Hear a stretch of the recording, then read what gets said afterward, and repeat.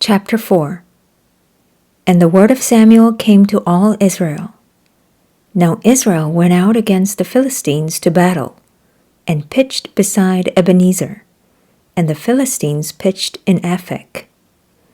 And the Philistines put themselves in array against Israel, and when they joined battle, Israel was smitten before the Philistines, and they slew of the army in the field about 4,000 men.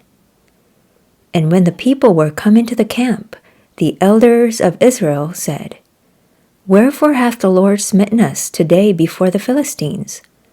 Let us fetch the ark of the covenant of the Lord out of Shiloh unto us, that when it cometh among us, it may save us out of the hand of our enemies.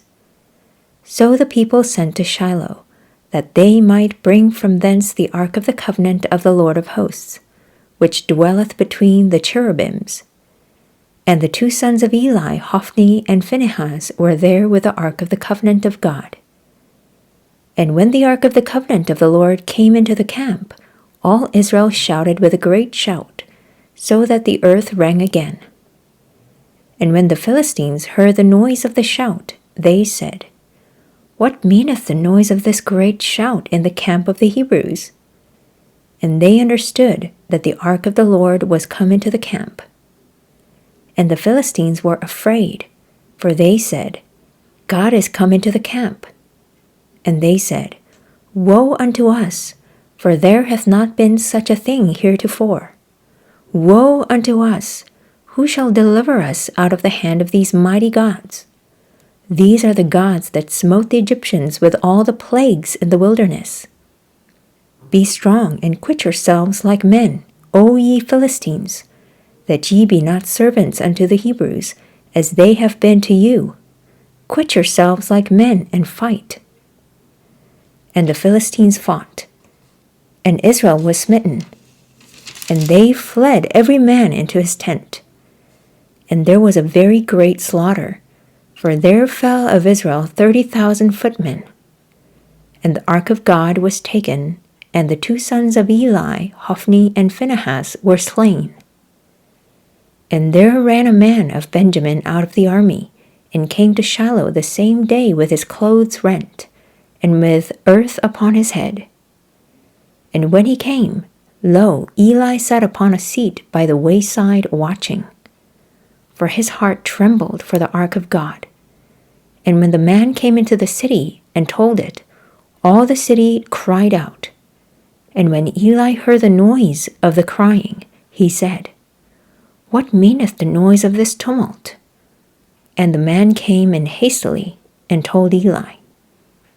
Now Eli was 98 years old, and his eyes were dim, that he could not see. And the man said unto Eli, I am he that came out of the army, and I fled today out of the army. And he said, What is there done, my son? And the messenger answered and said, Israel is fled before the Philistines, and there hath been also a great slaughter among the people. And thy two sons also, Hophni and Phinehas, are dead, and the ark of God is taken. And it came to pass, when he made mention of the ark of God, that he fell off from the seat backward by the side of the gate, and his neck brake, and he died. For he was an old man and heavy. And he had judged Israel 40 years. And his daughter-in-law, Phinehas's wife, was with child, near to be delivered.